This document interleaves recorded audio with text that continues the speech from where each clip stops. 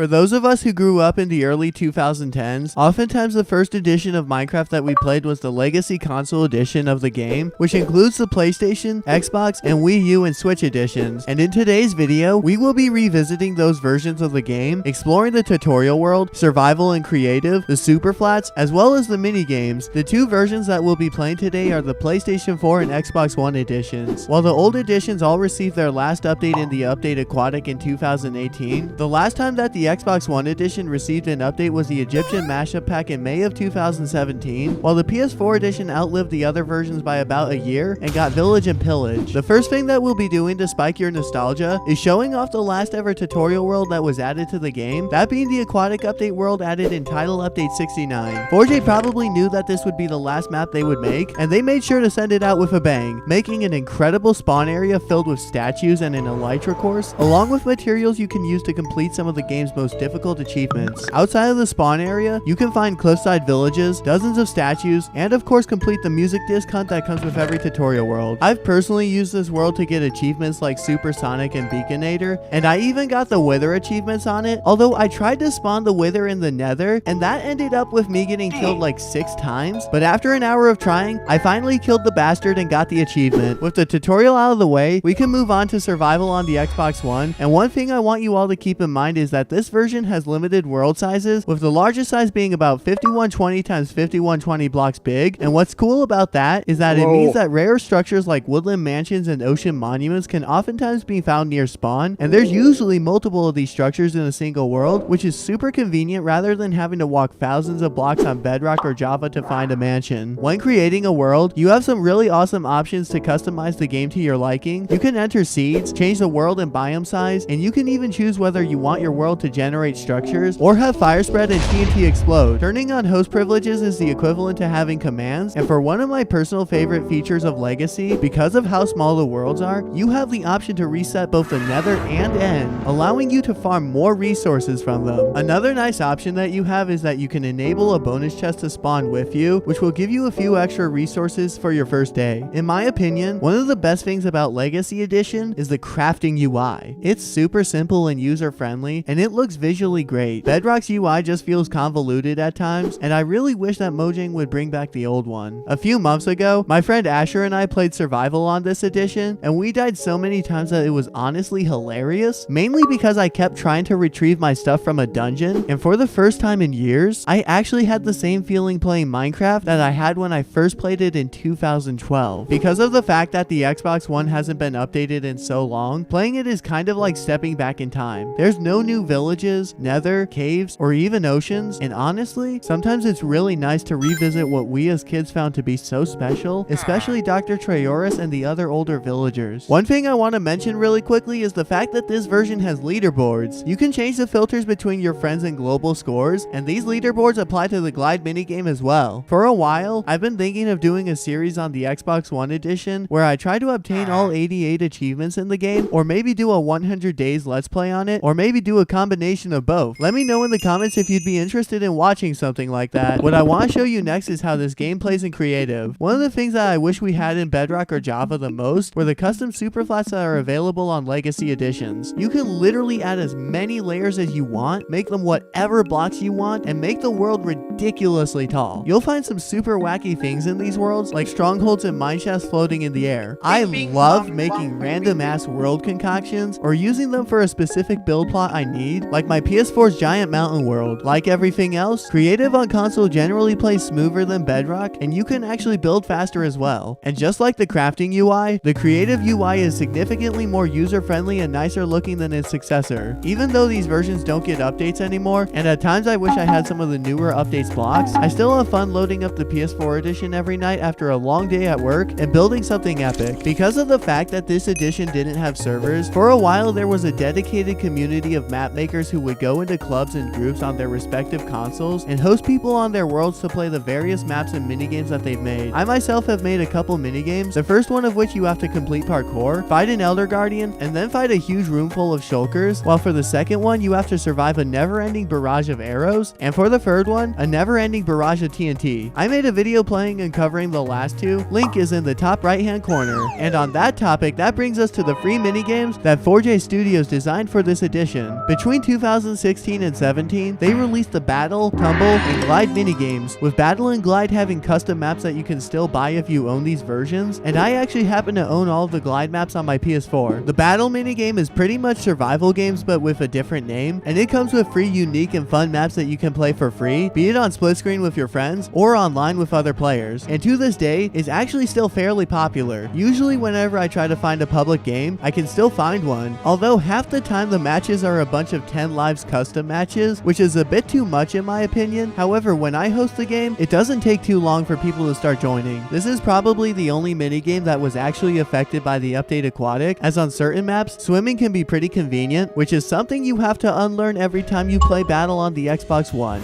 The Tumble minigame has always been one of my favorite Minecraft minigames, especially snowballs, and just like Battle, it has its own unique achievements for you to aim for, no pun intended, although I don't actually know if that was a pun. When I first bought Minecraft Console Edition on my PS4 back in June of 2018, I played Tumble religiously, and I got all 7 achievements within a couple weeks, including one that's only been unlocked by 0.3% of Minecraft PS4 players. The arena surrounding the layers has an absolutely dope dynamic, with the overworld being mixed with the nether beneath it. Also, every October and December, we get special Tumble maps and arenas for Halloween and Christmas. With the amount of incredible builds and craftsmanship in them, I freaking love both of these holidays arenas, and even now in 2023, those maps are still something I look forward to playing every year. Glide is probably the minigame I've spent the most time on out of all of these, and to this day it remains super fun. A few months ago, I brought my PS4 with me to a church retreat, and my friends and I stayed up past midnight raging and having a blast on the Glide maps, with most of them having never played it before and struggling to make it to the end, especially on some of the more difficult maps like Dragon. Aside from the timed attack, there's a score attack version where you fly through rings and try to rack up the highest score possible, with emeralds being the lowest scoring rings and diamonds the highest. Glide is the only minigame that you can play by yourself, and it's super fun to try and beat your scores on all of the maps, especially the custom ones like Dragon, Body, and Mobs. Even all these years later, there's still an active speedrunner community for this minigame, filled with some people who can achieve insane times that I could only ever dream of. One more thing I want to touch up upon really quickly is the fact that you can play Mashup Packs for free on Legacy Edition. If you load up a Mashup world, you can play it and explore the world without having to pay a dime, but you will need to buy the pack if you want to save the world. Some of the skin packs can give you an advantage in the battle minigame, as it's much harder to hit a tiny Ewok than a knight in a duel. And that about does it for today's video. I really hope that this video helped you relive the wonder of when you first played Minecraft as a child. I'm only 19 years old, and to think that 2013 was more than a decade ago is really hard to imagine, because sometimes when I think about it, I get transported back to that time, and it feels like just yesterday when I was with all of my friends, and I definitely miss them all and the incredible game that brought us together. If you would like to see me make more videos about Minecraft Legacy Edition, including a 100 Days Survival series on Xbox One or PS4, then please leave a comment to let me know, and hit the subscribe bell and turn on notifications so you don't miss out on any of that. Your support really does mean the world to me. Thank you so much for watching this video. Have a phenomenal day, and I'll catch you all in the next one.